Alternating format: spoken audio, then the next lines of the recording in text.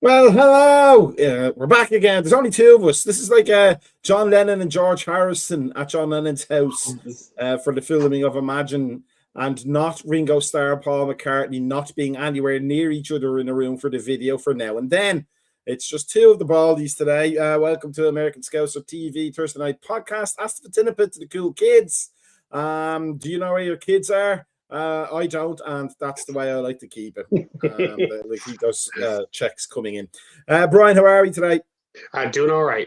As we approach rapidly World War III and the end of the war, we thought we'd take the solemn time to talk about Liverpool and football, because you know that's what you want to do when you're doing Armageddon. And here's what we'll talk about tonight. We'll talk about the World's game just gone, but not maybe the minutiae, the tactics of it and all that, but the sort of the mood around it, the flow of it. Like I've heard some professionals, ex-professionals, current professional coaches on radio, on Sirius XM and all that, saying some things that we had already been saying on this Thursday podcast, which means not only do FSG watch this podcast, but clearly so does everybody else in the football world. They get their ideas from us, the poor bastards. We'll talk about Arnie Slott's press conferences mostly, but his justifications. And quite frankly, in my opinion, it tends to pull the wool over our eyes about how we're playing. And then we'll talk about what's going to happen tomorrow, what is likely to happen tomorrow, and what we would like to see happen tomorrow instead. So let's go back to the game on, it was Monday, wasn't it? Tuesday. It was Tuesday. You know, it wasn't a good game to watch overall. Yeah, it was just a poor game in general. It was slow. It was tedious. It doesn't look like a team. Here's the thing. I heard somebody say. I want to say it was Sean Derry on Sirius XM FC, but I might be wrong. I might be confusing with somebody else. And it was essentially that, you know, players play for the joy. We all played soccer at any age for the joy of it. You know, some of us got very, very genetically lucky to be athletically talented naturally, and some of us got very, very lucky for the circumstances we were in and managed to step up a level and eventually become professionals. But every one of us started playing the game because we enjoyed playing the game. This team doesn't look like it's enjoying playing the game at all, does it, Brian? No, not at all. I mean, zero creativity in that match. It was the first half right there, probably, and you know, just talking like my inner Kazi right here. It was probably one of the worst matches I think I've seen us play this season. Honestly, it was that atrocious in my opinion. I mean, it is just a bunch of mismatches on there. We couldn't get a ball. We couldn't get balls together. We couldn't actually go in. We couldn't string passes. It was just a mess. I mean, I don't know what more to come there and say about it, because, you know, I know we come there and there's a lot of things about us in Discord about being constantly negative about stuff and all that right there. But I can't find a positive about this match. I couldn't find one. So I guess one of the things to say is, where do we go from here? I mean, we've literally come there and let teams that the relegation side teams right there, we've gifted points to almost this entire season. I never think of us as negative. I think we just call it as we see it. We called it as we saw it last year when it was good, when there was a good hybrid of Klopp's tactics and Slott's tactics, which he probably should have kept doing.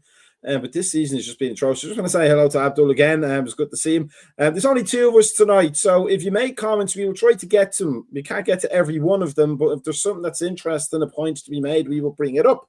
Now, here's just a little thing on the statistics. 66% possession. You know, we had a lot of the ball, but I don't believe we had it in many effective areas. We had 4 big chances, 19 total shots. We forced 5 sides out of their keeper to their 1. 11 corner kicks to 2, 609 passes to 315. On the underlying numbers, expected goals, if you're into that, 1.83. If you're into all of that, the underlying numbers, we dominated the numbers. But if you look at where the passes were, they weren't in areas that were necessarily going to hurt Wolves. There's one argument that says they had packed the box. They were playing a very, very low compact block. And, that's to be expected. But there's another school of thought, as, Slot almost hinted it as well. He kind of said, attacking isn't just Mo and Cody. But when a team sets up as a block, it's up to the coach, it's up to the players as well, but it's up to the coach to figure out a way around that, or to have trained the team to deal with that in the first place. Wolves didn't surprise us, right? They didn't come. We knew they were going to maybe try and play a solid, compact game, or on the other hand, go hell for leather and try and stun us. They went for the solid, compact game, but it's game 28, 29 or something like that at this point. It's Slot's second year in the Premier League. We should have ways around that at this point, shouldn't we? Oh, absolutely. And I think this really shows right there how much we're missing verts, because I think we have there's zero again, goes what I said earlier. There was no creativity. And again, I think another thing that just to think about on here is that I think McAllister being played back in the back with Gravenberg right there is just doesn't work. I mean, it worked last year as a makeshift because we were kind of, like you said right there before, we were kind of doing like a more of a hybrid Klopp / Slot kind of like gameplay. But it goes back to my hatred of a 4-2-3-1. I mean, it's like I can't not say much more about that. That even with Slavoslav right there and more in that position that goes there, you're still not getting creativity. You're getting somebody who's basically running and spreading. But if they just want to stay compact and you have no way of breaking down the low block, you're not accomplishing anything. I mean, and I don't want to bash Gapco or anything on this with their Mo, but both were so ineffective in that match. I mean, they didn't really do anything there, and to do it. Yeah, Mo got a goal out of that right there, but that was kind of like a kick in the butt type of goal right there, where you had to go do it, because the goal right prior to it was a big letdown with Van Dijk playing a high line and basically leaving Konate out there to get hung dry. Well, we say that about Cody and Mo. Now, obviously, Arlie Slot is coaching at a way higher level than I ever did. He does have higher level coaching badges than I ever got, but we still went through the same UEFA coaching levels. He's just at the very top professional, like with the pro license and all that. But even at my low grassroots level, if I'm up against a block that's determined to defend the penalty area, essentially that little square around the penalty area in the goal, and I have inverted wingers coming in off the lines, they're going to go into the block. Mm-hmm. So if I'm a coach, why not swap them? And now you have the outsides on creativity, and then you have the 6'5" Ekitike up in the middle to fire the ball into, and then you've got great runners like Szoboszlai and McAllister, if you let them off the leash a bit, to follow up on the set. You know what I mean? This seems like such a basic thing, but Slot just seems so married to that particular version of 4-2-3-1 that he's not, like, the adjustments that we credited him for last year. And this is why I keep saying he reminds me of Brendan Rodgers. It's like he's gone so far into his shell, he's afraid to make changes. But, it's easy to say Wirtz is not there, but they are all high-level professional players. They're capable of playing one-touch football. Get Rio on a bit longer. He's capable of taking players on. What is it about Arnie that he's not doing all of these seemingly obvious changes that like a high school coach over here would make to try and win the game? And what do you think? Is it more that he's that obsessed with the style than he is with the points? I think you just said it right there. I think he's more obsessed with the style. I think you get managers right there who get themselves into a spot where they think that this is the only way for them to go forward, and it's their system, and that's it. I mean, it's like you said with Brendan Rodgers. Brendan Rodgers played his system till it went off, till the wheels came off the bus, and then that was it. But even with that, I mean, if he's going to set up a system right there to design having a creative midfielder in there, and there are a person right there who more or less in a free role, he has already come there and played. He's played Curtis Jones there this past weekend.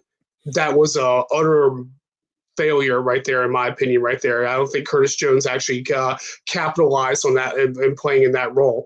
Then he came there and played Slabazai in that role right there this week, and then he didn't capitalize on that. It's like, okay, why are we not playing McAllister there? I mean, McAllister naturally plays there for Argentina. That's a point Sean Derry made. He's a natural number 10. Why not put him there? Yes, and Kazi, I said that last week right there. Yeah. You have a player right there who naturally plays in that position, but you're putting him back in a double pivot right there, which is not his natural role. I mean, I know we can't talk a lot about how, in all our podcasts across the board right there, about how McAllister's, form has dipped in there. But if you put a player right there who's used to playing more higher up and in a more creative role, and you basically put shackles on him, which is basically kind of what that is, in a way, and say, hey, guess what? You can go to this point right there, but you still need to go back. You're not getting the best out of that player. And I think that's what the problem is right there. And it also goes back to, again, 4-2-3-1. If you're coming there and having a player, we miss a Fabinho. That's what we really miss. And I said that. I've been saying that for months right there. Having a natural six in that position right there to balance out everything, to push back and cover for Van Dijk, be able to drop back and support Konate. That's what that you can't come there and go offensively without having a foundation. We don't have a foundation right now. And that's what our problem is right there. And we're getting beat because we don't have a foundation. Now, just on the Brendan Rodgers thing, because you do make a very accurate point, but he did go through that period of 11 games in 2014-15 where we were literally playing champion, like title winners football in terms of underlying numbers, score lines. His best defensive record probably even Celtic maybe. But what did he do? He went back in. He went to 3-4-2-1. Yeah. And as soon as he hit a road bump, I've got to go back to the 4-2-3-1 there. I got to go do that one again without the players to do it. But that, it's really infuriating, isn't it? Because you can see these coaches, and I know Brendan has gone on and had a lot of success actually, both in Celtic and Leicester. But you can see these coaches have so much potential to be even better than they are. But they just seem to stubbornly want to stick to this. They always want to be patted on the back by their peers for playing the good football. But it's about winning first, isn't it? That's what I always was taught. You have to earn the right to play the good football, and you earn that by dominating the scoreboard first, and then you get the space to play. But I think it goes back to something that you talked about a couple of weeks ago about, because both of us right there are basically, prefer 4-4-2. I mean, we've because it's the most balanced position, like actual formation that you can actually go to, and there's so many things that you can play off of 4-4-2 to go to modify it right there, and we haven't done that right there. I mean, to a degree, we went to a box four for like 2 matches. I think we played box four. Yeah. I mean, which and that right there actually we didn't look bad. We actually came to look pretty good. One of them was the one that Wirtz scored, I think, in the European game. Like, he played his best game for ages. Yeah. I mean, because you had him alongside. He had support through that whole system. The problem with 4-2-3-1 is all it takes is you cutting the head off of that, and you're done. I mean, nobody can, and then you can't play. So you can go there and have your wings play all you want. I mean, with it, you can put Kirkes on the left hand side and putting crosses in. But he doesn't have a way to deliver the ball right there because you've already came there and took all out of the forward. What good is it? So again, you have to have lessons learned on things like that. And I'm not knocking right there, but yes, we've had a good win, streak that we haven't lost matches and stuff like that, but we haven't played well. And that's the problem right there. I mean, it goes back to what Kazi said last week. You can go talk about, matches right there, but also right there, what is your end game? How are you playing? How are you building up to go and do this and all that? And we've been struggling. I mean, we struggled this past week, this past weekend against West Ham. I mean, honestly, right there, we should be lucky that at one point we were letting West Ham back into that match right there. Yeah. We should be lucky that we came there and got that 4th goal right there to go in there to kill it off. But the problem is right there, again, it goes back to look at the run of games, look at consistency, and look how we're playing and how we're building off of that. And that's where you see the problems right there. It's like a crack. It's like a paper covering like a crack right there in there. You can see that there's things that aren't working correct right there, but we're squeaking by.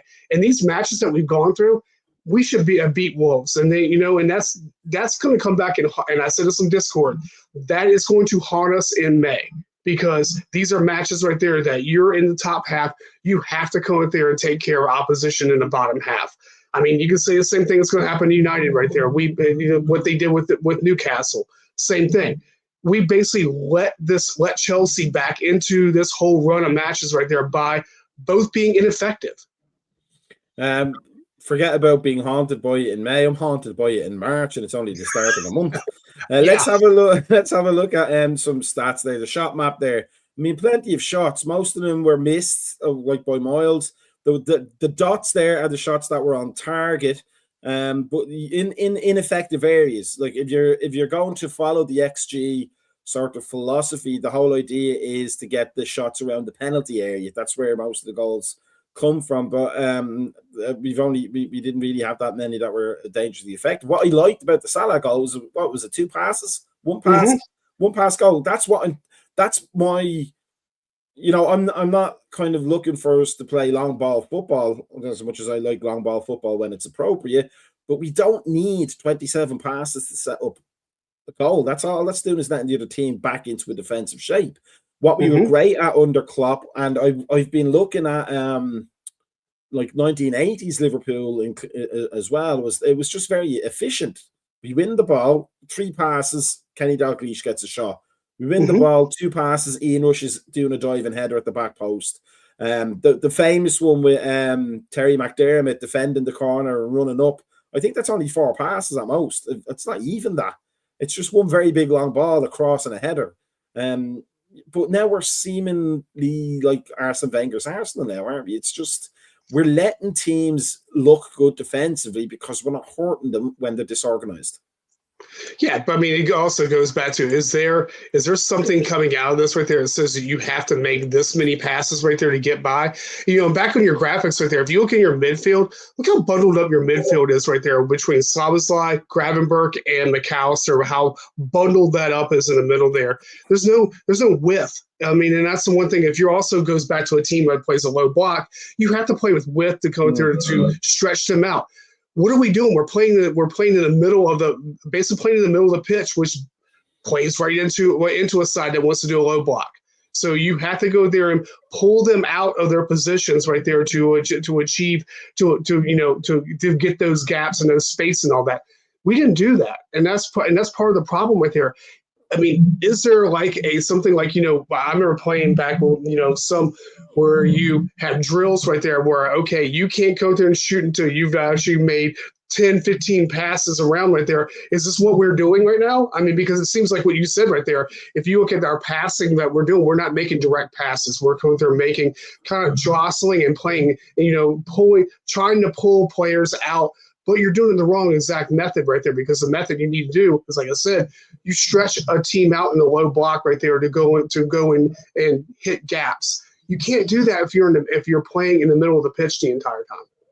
I mean, one of the things as well that kind of almost going back to the no Wirtz thing is, if you're facing a low block and you don't have a creative passer like Wirtz, you could get somebody like Rio who can run at players that get them. Like who was saying there today? I just read it today. Get the ball. Oh, Jamie O'Hara, that's who it was.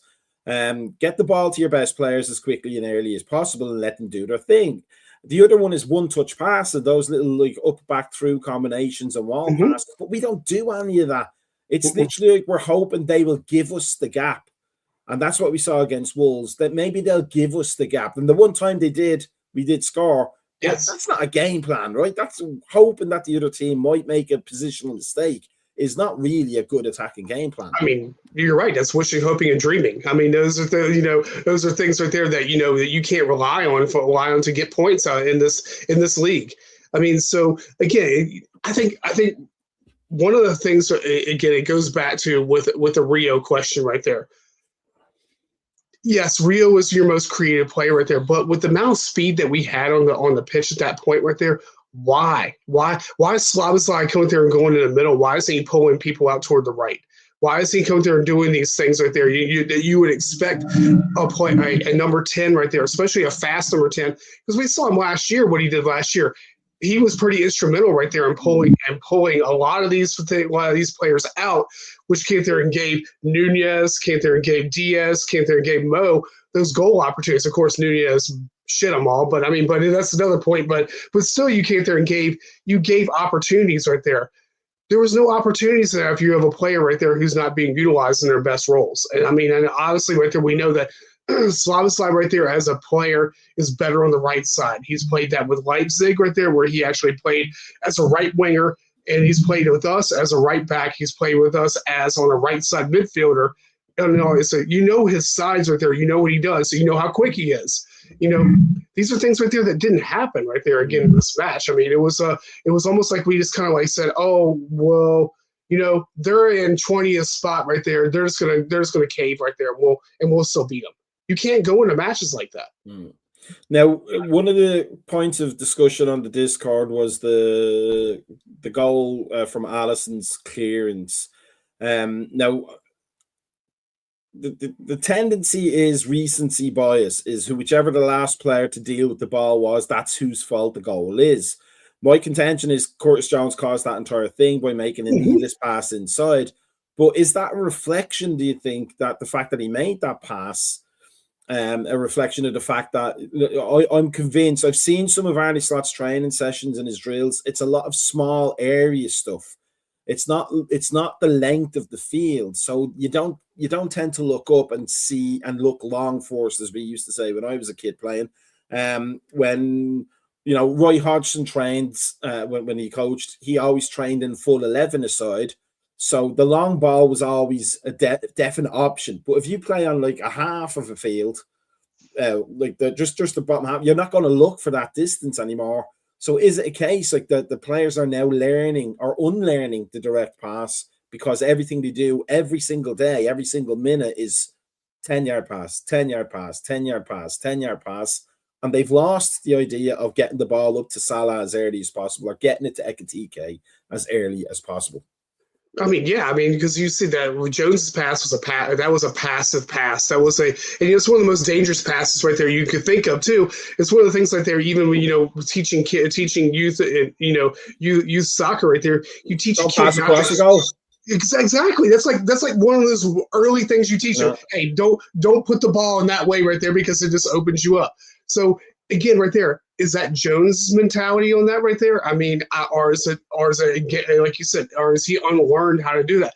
Because do I have complaints about Jones a lot of times? Absolutely. I think Jones plays with the ball too much. I think he sometimes sits on the ball way too many times right there to go before he actually moves it. And in that position right there, he had options on that right-hand side that he could have moved the ball up. And I think that would have prevented the entire thing right there. But again, is that by design right there? Like you said, like the half-pitch drills right there, where you have only this amount of space to work in, and you basically go there and work your way out of that space like that.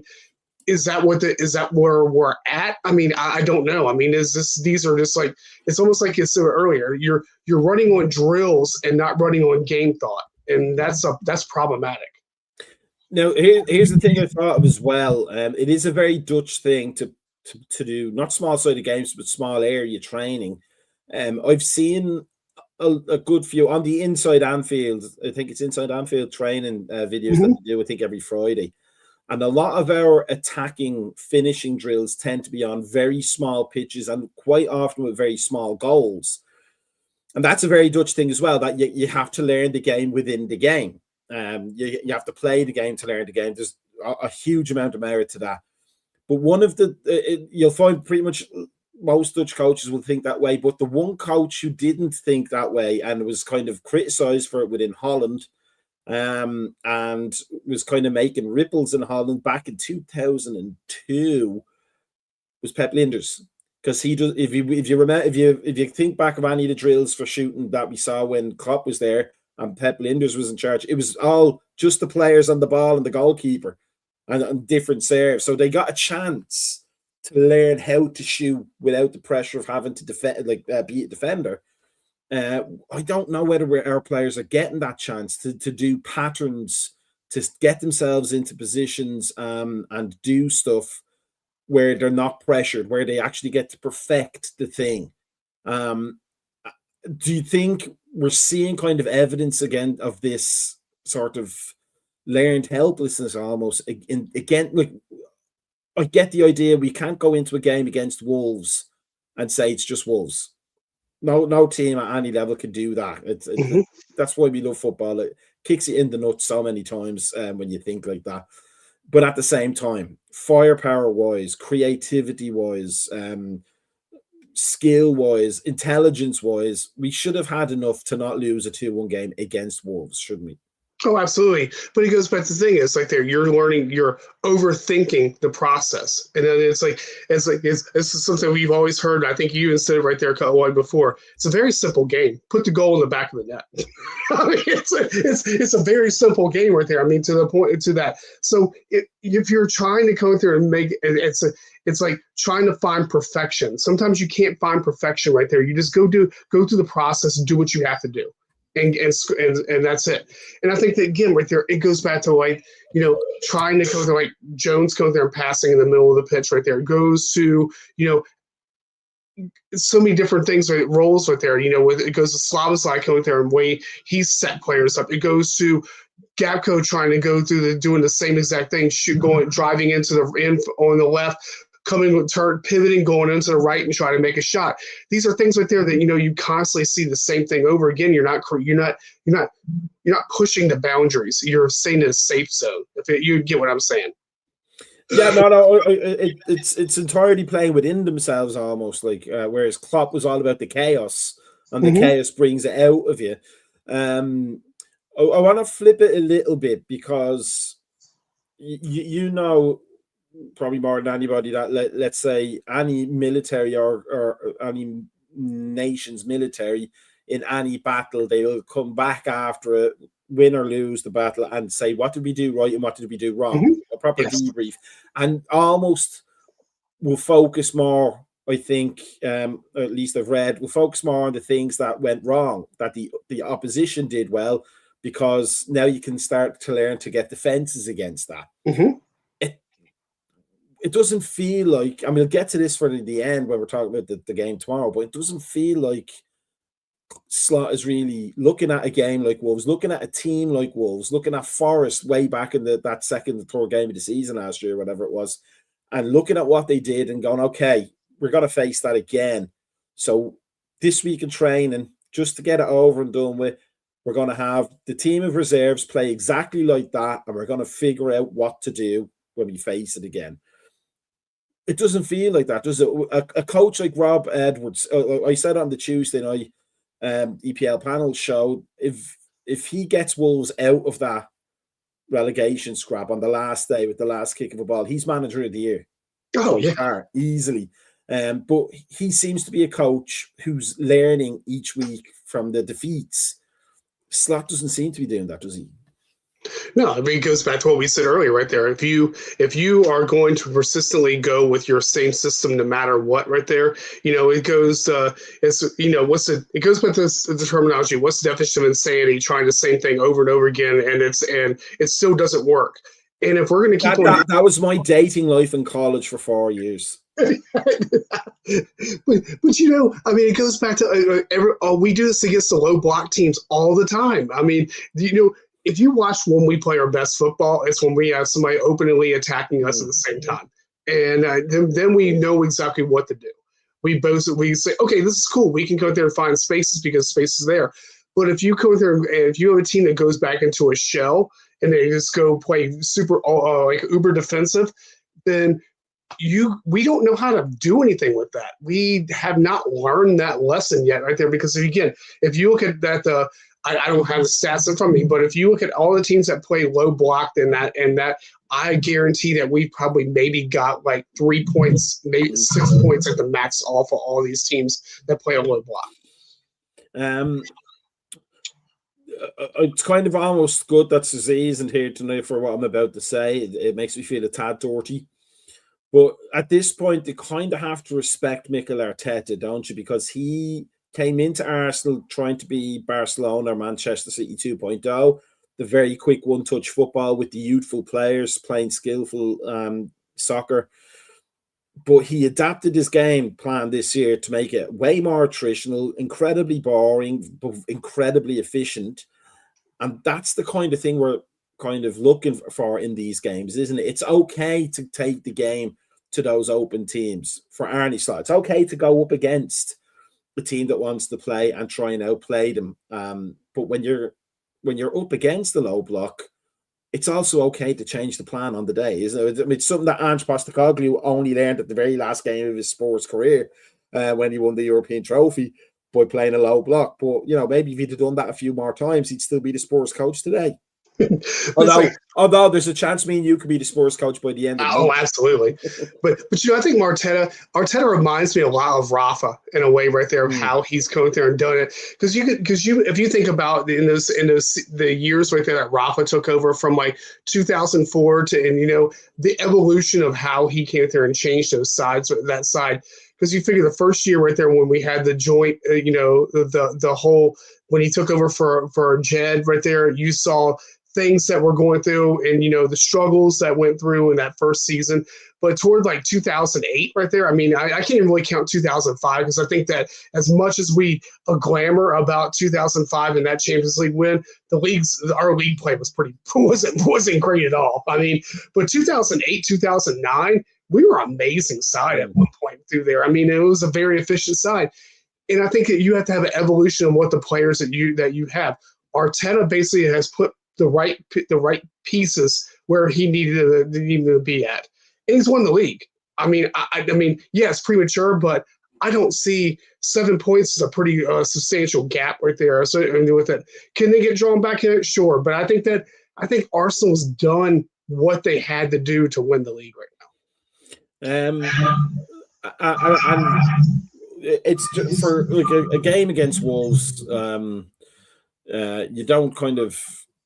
You wouldn't begrudge Arne Slot if you'd have done something like played all the tall players up front or something like that, and then just lash the ball into the mixer and hope to get something out of it. But you can't really complain if you lose a last-minute goal to lose that game against the bottom team if you haven't done anything to adjust to their tactics in the previous 90-odd minutes. Now, I want to keep it on Arne Slot a bit, not the Wolves game.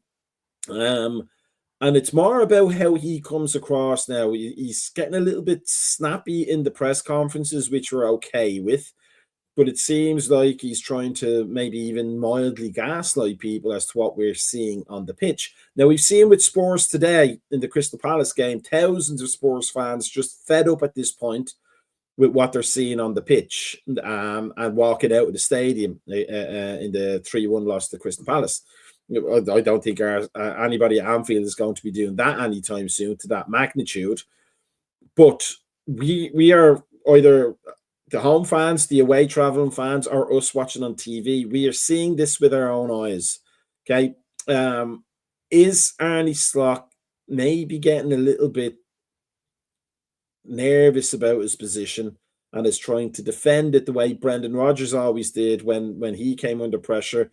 I was talking about, the winning the possession, talking about the character of the players or the model, of the game and stuff. Yeah, a lot of management talk. But essentially, which he's not really now. He's kind of matured a lot now, obviously. But at the time, it just seemed like he was so insecure. He was trying to tell himself more that he was the right man for the job. Is Arne Slot's pronouncements and his insistence that we are an exciting attacking team, is he trying to convince him more than he's trying to convince us, do you think? I mean, you can't go there and tell something, and tell somebody that, that something's black when it's white. And that's, and I think there's a lot of things right there you can go to. Don't kiss down our legs and tell us it's raining. Yeah. So, I mean, if you look at this, I mean, if I'm going there and seeing the whole, because I watched part of the press today. I actually shut it off because it was nothing that I wanted to hear anymore right there, because I feel like I'm getting told what they're seeing without me watching it and without me actually observing and watching, if that makes sense right there. I mean, we're saying that we're playing great football, we're doing these things right there, but I'm watching something totally different on the pitch. I'm not seeing that same product that he's seeing. I mean, maybe these things are happening happening at the training ground right there, that he's seeing right there that are so great. But I didn't see that against Wolves on Tuesday. I didn't see this great product that you're talking about. I saw, like you said, I saw a bunch of players bunched up right there trying to string passes together, whole possession, but can't break down a side that you should be breaking down. Be honest with you. That's what I saw out of that match. I think that Arnie's slot right there, in a way, is kind of going into himself right there. Some like Brendan Rodgers right there, when he happened right there, that was his first major job that he took. Yeah. And I think we're almost in a point right now where Arnie's slot, this is his second year of the biggest job he's ever taken right there. And it's at the point now, he's probably scared shitless. I mean, honestly, because he knows that the amount of, especially when the talk was about the amount of money that we will lose if we don't make the Champions League and how it will go right there. These press things, managers and players say they don't read press, they ignore it and stuff like that. Bullshit. They see that right there. Paul Joyce has been talking about this. I mean, everybody's been talking about this whole same thing. Hey, if we get finished sixth, then every goal that we had for this next season right there is gone. All these little marks that we wanted to make right there, they're gone. I mean, because Champions League, we win the season with Champions League being guaranteed. It's not guaranteed right there. We can obviously see that right there. I mean, but if you, and Arnie Slot, in a way right there, I guess would say, doesn't want to be that person to come there to put it in there. So in the back of his head, he's like, everything's great, everything's good, everything's great, everything's good. But in turn, the castle's crumbling down. I mean, if I just want to show like kind of I might have to put this on full screen so we can see it better. This is the XG table, but it's the table as well. We've got 48 goals, but we've conceded 39. We're not anywhere near a championship, level. United have conceded 40, but they've had a bad manager there for ages, to help them to do that. We're looking almost mid-table-ish on the stats and the numbers there. So we look like a sixth place team. We may finish in sixth place, but do you think? Here's what I was thinking today in terms of this: if he had to come out in week 2, when we were still papering over the cracks, and said, "Look, I know you're all happy with the scores, but we're not playing particularly well. But I'm going to tell you something: the Jota death has really knocked us for 6. So if you can bear with us for this season, we'll finish as high as we can, but nothing's going to be right for us for a long, long while." If he'd come out and said that, I'm pretty sure we'd all be behind him. We'd all be saying, like, just let's get to the end of the season, Arnie, and we'll give you our full backing, and then we'll see what everybody's made of then. But his pronouncements today, his pronouncements this week, it's almost like he thinks we don't understand the game well enough, right? But I mean, it goes back to even in Discord right there, even with Jamie Coe, they're talking about on there a lot, that, hey, this is a big tragic thing, the event that, that happened to these players. And I think everybody of us understands what all of us have dealt with death, all of us have dealt with these problems that have happened right there, of close friends, colleagues, parents, things that have happened right there to them right there. And we understand this right there, but there's a point right there too. And I don't want to sound harsh right there, but you're a professional. Sometimes you have to go out there and actually go above that. And in the grief process, yes, the grief process is a thing. But a slot when it came like that, you said right there, came in the second week, said, hey, guess what? We're pretty jacked up. This is really, really messed us up right there. Bear with us. Let us get our footing. Let us go there, do these things. But again, we didn't get that right there. Only thing I got right there was, in a way, I hate to say it, condescending comments, like you said right there, like that. I don't understand what's happening. I don't see these things right there they're progressing. But I also want to go there and throw it even further. We went to the season without reinforcements that we needed. I mean, we spent a lot of money on a forward that we don't even play because he's injured.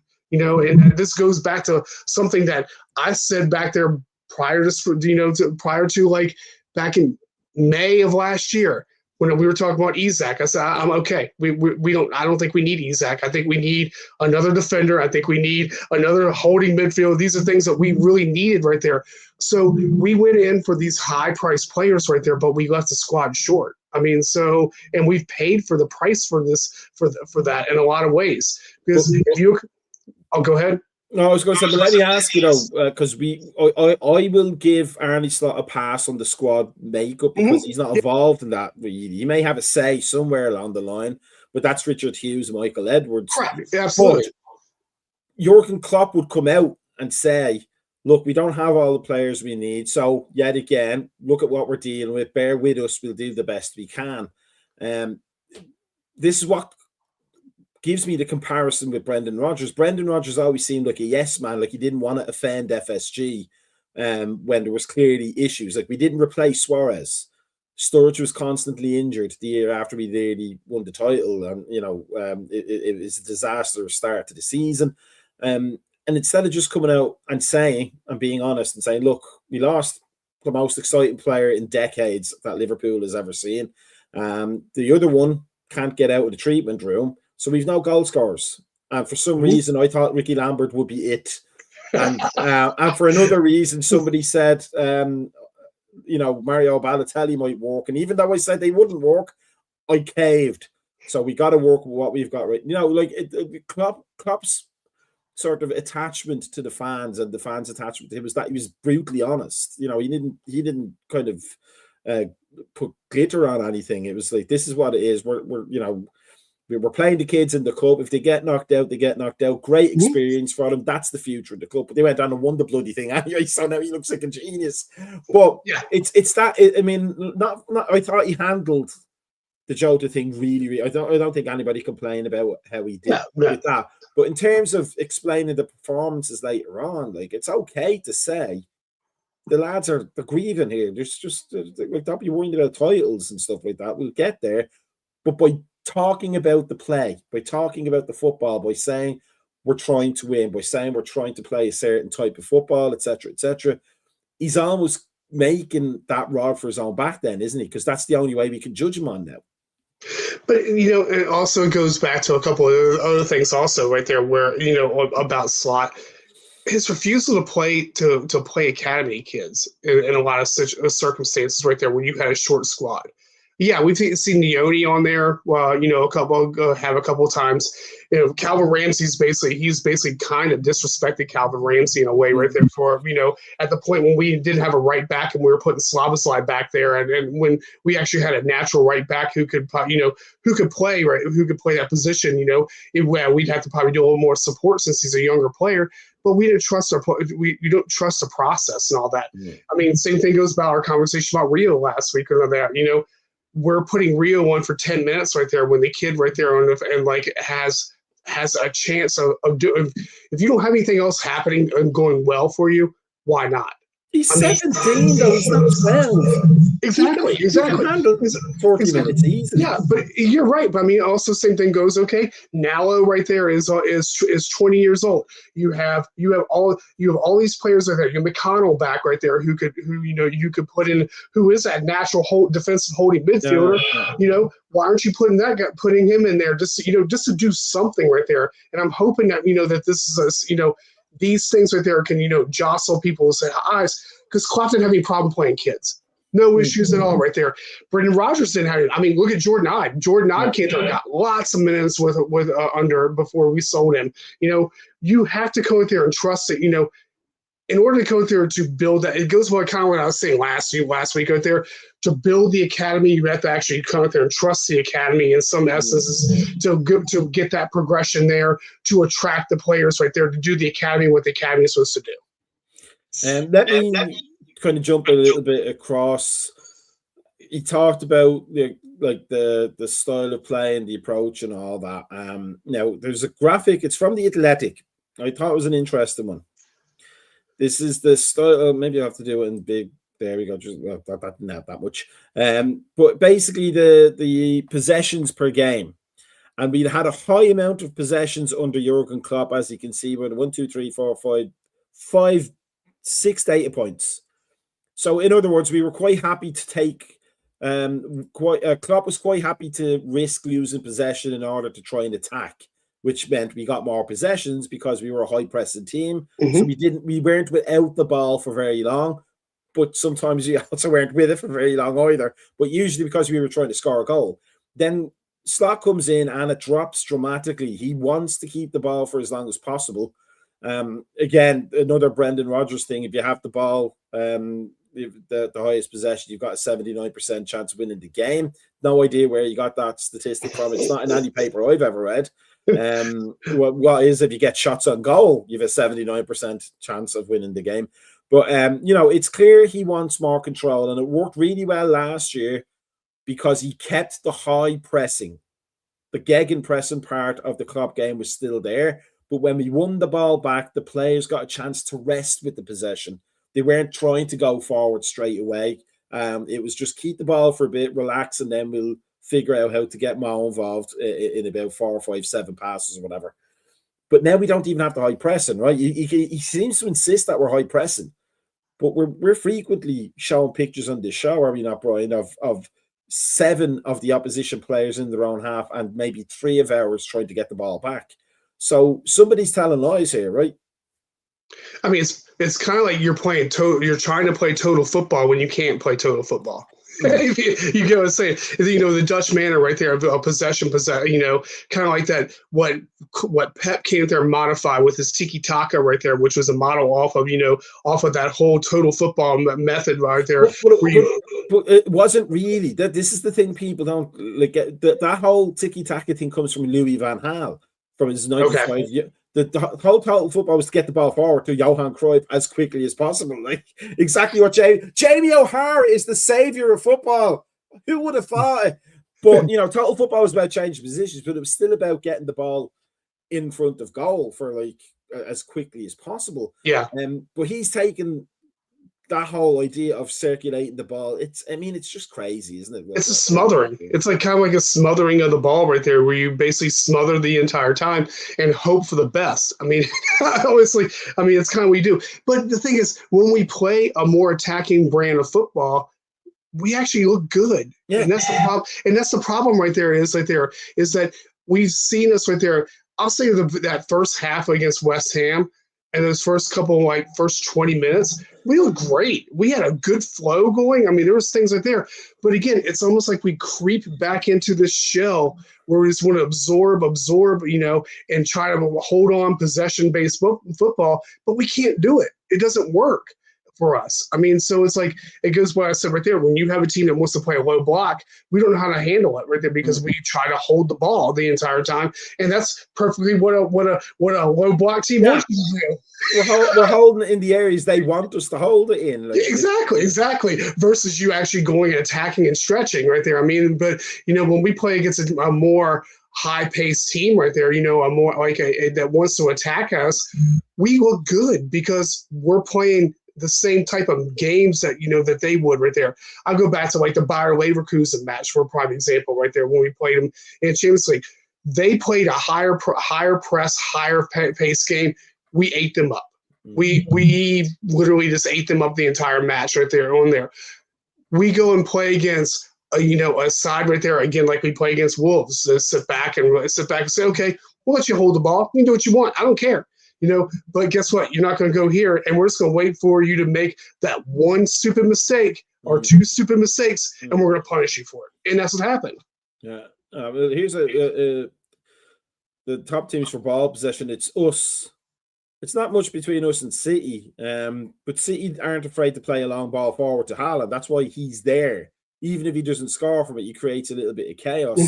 But the team that's leading it is only at 56, and that I've always found that, like, just casually and anecdotally looking at successful teams, they generally only have about 50-55% possession. It's never like 80% throughout every game, but we're definitely winning the possession game.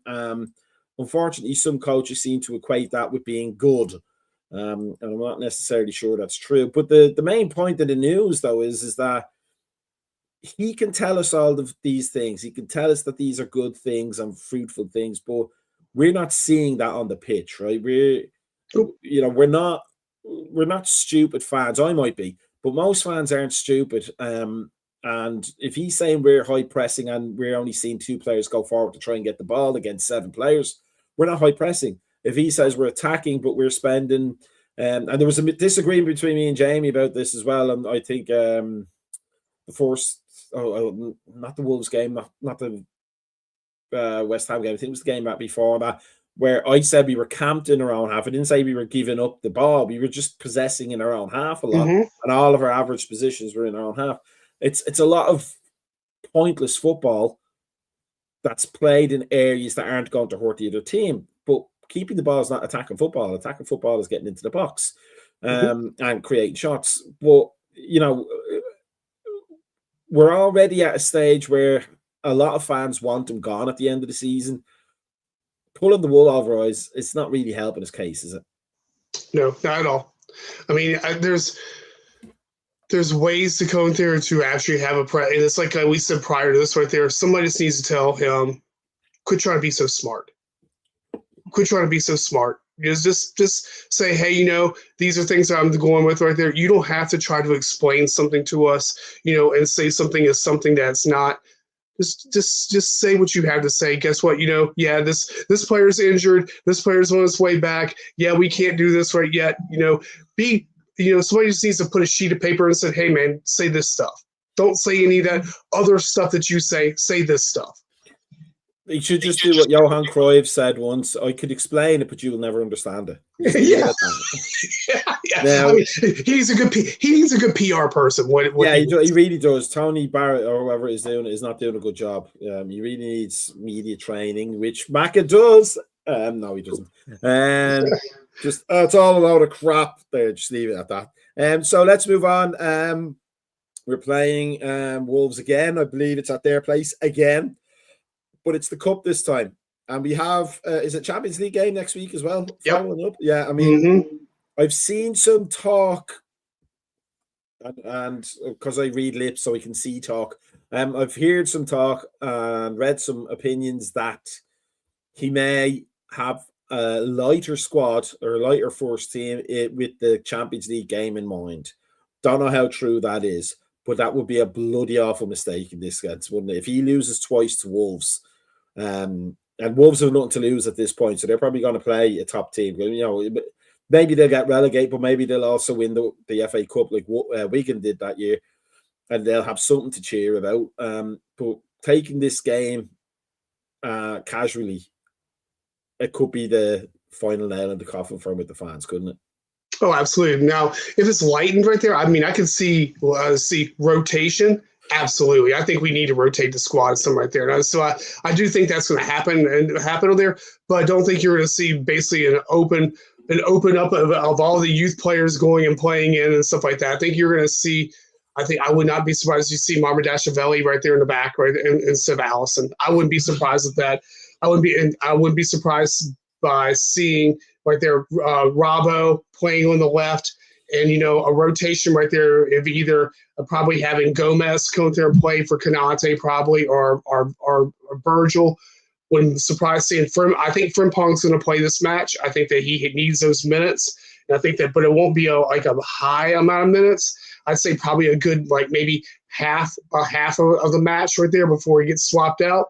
But I think that I think Leone may get a start on this right there. I mean, but I think you're going to see a scattering. But I don't think it's going to be a massive amount of players that are going to get exit. I think Rio and Chiesa are probably going to wind up playing. I think that both of them are probably going to be there. But let me ask you this though: if you're struggling relative to expectations for the start of the season, just out of context of anything that happened during the summer, but if you're struggling at this late stage of the game, you're not obviously going to be winning the Carabao Cup, but you've got a tough Champions League game tie. If you see, to me, I would maybe take out Gakpo and Salah for this, put Rio and Frimpong maybe even in that spot Mm-hmm. with his pace, but keep pretty much everything the same. And then make changes around halftime depending on how the game's going. Because if you play if you play a lot of rotation, let's say, over the course of the game, not the starting lineup, but over the course of the game, and you lose it, you're done, really, aren't you? You can't, because you're looking like it doesn't matter to you what the Liverpool fans want, and we all want a trophy, and you've just crapped out of the one trophy that would probably be the easiest one to win. But I also think right there that what are Wolves actually going to what is in the back of their heads too right there? Does this match really matter to them in a survival in the league? So you have to go back in their heads too. What do Wolves want out of this right there? Because if you see Wolves go in with a more of a weaker side right there, you can actually know what they're doing. They're trying to survive.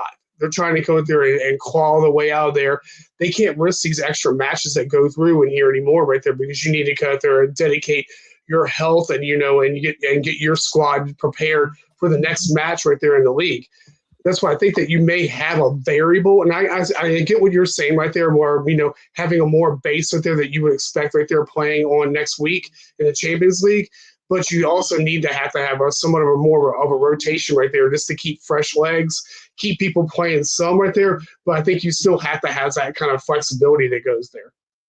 No, notwithstanding the fact that there's the whole red zone nonsense that Liverpool under Slot follows. But in terms of Wolves, I mean, if they're expecting, I mean, it's good to have a dream and all that. And if you don't have a dream, then how can you make a dream come true? Happy talky, happy talk.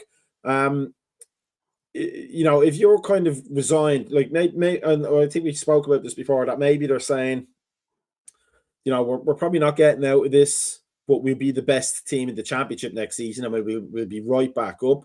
So let's try and get some glory out of this, even if we only get to the semi-final of the FA Cup. It's a positive thing for us, and it creates. I mean, they're not getting any extra games unless they get a replay. I don't think it's replays, is there? There's no replays. Yeah, so they're not really getting any extra games because the FA Cup games are on the weekend. So it's really Saturday, Sunday, Saturday, Sunday, Saturday, Sunday, Saturday, Sunday.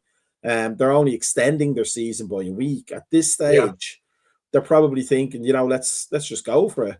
But that's my point. I know Arne Slot and his fitness team are going to worry about this, but it's late in the day. You can't be playing games with rotation, as far as I'm concerned, in terms of worrying about fitness. Momentum at this point seems like it's almost more important than freshness, because everybody's at the same stage. We're going to play Galatasaray team that's also played about 40-odd games this season. And they're also Galatasaray. So, and they're not going to have their fans either, at Anfield. So, like there is, that's the balance of it, isn't it? That's why the managers do get paid the big bucks that we should be getting paid on Thursday instead of them. Do I go for momentum by keeping as much of the side that was there and giving them a chance to redeem themselves, or do I block out the next few games and make sure that we have some sort of freshness going? And now that I'm thinking about, I saw something today about the fitness training is based on peak sprint intensity. So you might be right. There might actually be a fair bit of rotation because they seem to be more interested in players being able to sprint than being able to last. So, you may be right there, but there is something to be said for the momentum, isn't there? Oh, absolutely. I think you need to have some momentum going into Galatasaray right there. I mean, again, at least the one thing is that we're at home against them instead of traveling into Turkey, which I already know it's going to happen a return fixture, because I think that may be get moved somewhere else by the way current events in the world. But I mean, I think you have to go out there in some way. You have to rotate. I mean, I don't know if it could be as much as I said it was, but you have to somehow move players around some right there to give them that little bit of time, at least the point right there where you only play them part of the match. I mean, to like, say for instance, like a Van Dijk or a Konate right there. I think that they need to go out there and have one of them needs to have time, or they both need to go there somehow rotate themselves out through there, like where like Konate is probably fresher than Van Dijk, where Van Dijk should probably get replaced by Gomez. Those kind of things right there you got to think about right there, especially with Gomez, with Van Dijk's age, going into it right there, putting in a Gomez who's a couple years younger right there, the same thing. I mean, those are, again, those are manager thought processes on there right there, and I think that you have to think about what's the next thing. Even though you're at your current thing, you still have to look forward to the next match at the same time. And what will happen if this player right there loses, gets injured? How am I going to go out there and supplement that player to the next player? I have to say, some of these Premier League coaches will never survive a high school soccer season. 12 games in 8 weeks. They'll be all over the place. Now, let's say we're going to assume it's going to be 4-2-3-1. I think you're right. I think Mamardashvili comes in, and I kind of and let's just say the player you said will never wear a Liverpool jersey. You're already picking him. I know. But here's the thing.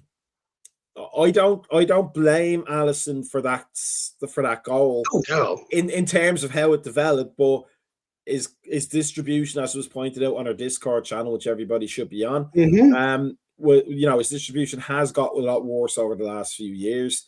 If that's the case, if we have a top class goalkeeper whose distribution is waning and therefore is not as important to our game plan as it used to be, maybe put in the comparable shot stopper here, to try and maybe stop. I'm pretty sure Wolves are going to get 3 big chances in this game. So somebody who's not worried about passing the ball and will quite happily lash at it down the field to get it away from him. So let's say Mamardashvili in there, and let's say Van Dijk stays, but then it'd be Gomez, right?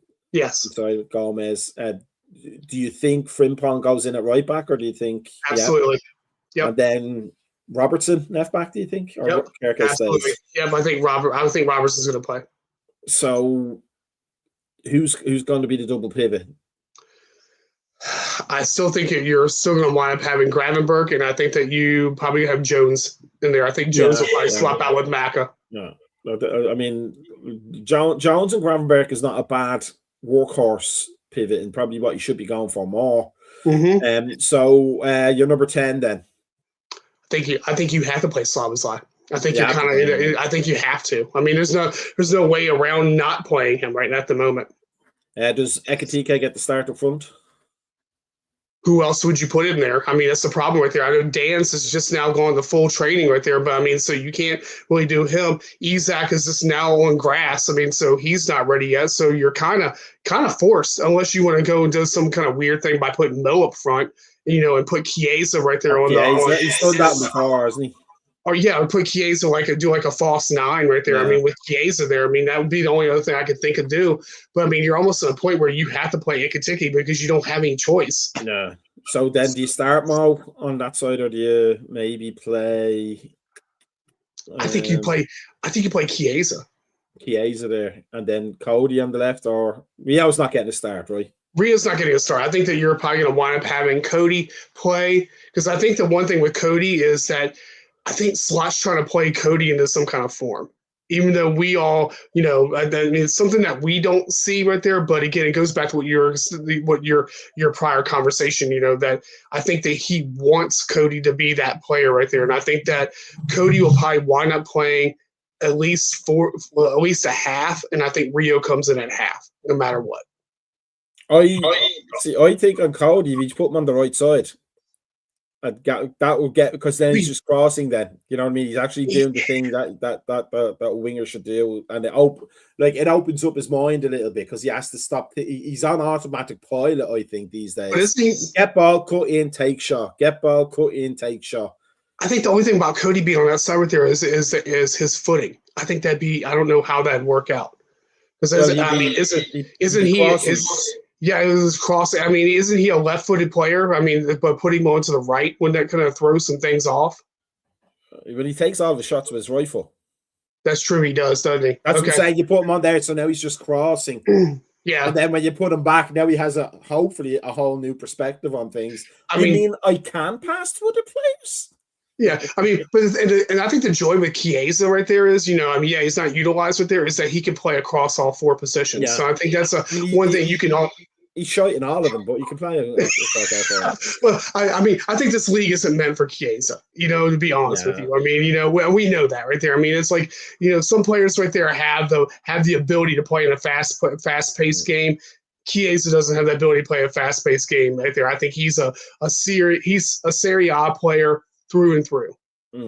Yeah, as in crap for Liverpool, like they all have been.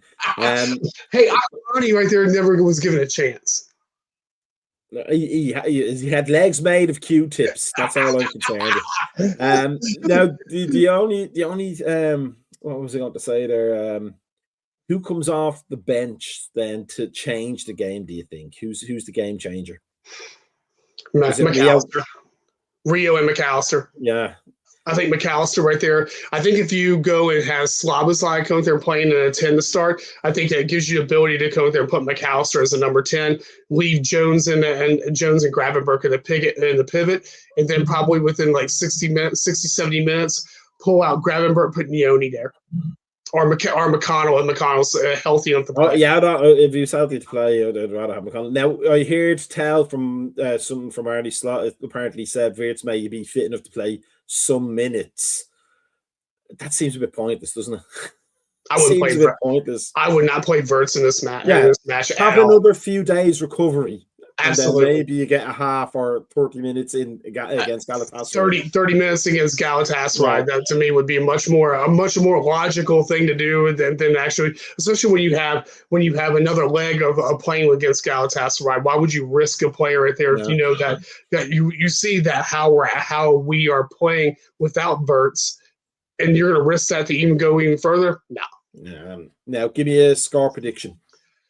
Oh, it's going to be tough right there. I mean, I think it could be a 2-1, but reverse. I think that we can pull, that we're to pull the FA Cup. Again, it goes back to my thing right there with Wolves. I mean, you said we're different right there. Is that I think Wolves are still within a grasp or a dream with 10 matches to go that they can actually go and surpass Nottingham Forest, because I think Forest are our other team that's in the free fall down in that group right now, and Spurs. And Spurs. I think West Ham are playing their way out of that bottom three, and I think that's I think those are the things right there that to think about right there. Is that do Wolves think it's achievable to come to surpass Burnley and then go up into 17th spot? If they do it right there, you said he'd be the manager of the season right there, but. Also, right there is the FA Cup really something that that last glimmer of hope? So it depends on how they set up too. But again, it could be. I think it could be a 2-1 reverse right there. That they get a cheap goal off us, because something we do that's heady, but we still win the match. I'm going to say 2-0, and I'm going to say the 0 because I think Mamardashvili will be on it if he starts. I think he'll want to make his claim now that he can replace Alisson now, not next year or the year after. I mean, the paper talk's there. I don't get to read the papers unless the Pope's in it. But I think the 2, I think Gomez gets his goal. He's so close with the other day. He looked so great. I'd love to see Gomez, and honestly, I think that Gomez, Gomez is a player right there. There's no value right there for us to move on. I think that Gomez knows that he's a squad player just because everything that's happened to him in the past. He's the Jim Beglin of this generation. Yeah. I mean, I think Gomez is comfortable being in the squad at Liverpool. I think he's good. Yeah, but I'd love to see him score in the a cup game goal. Would be great. Yeah. And then the other one is Szoboszlai.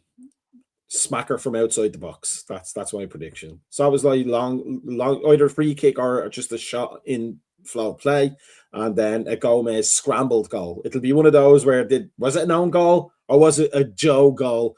And you have to give it to him anyway because that's how things go. So with that said, there's no morning coffee tomorrow, so if you turn on your YouTube or your Facebook and expect it, you'll be sitting there waiting for a long time.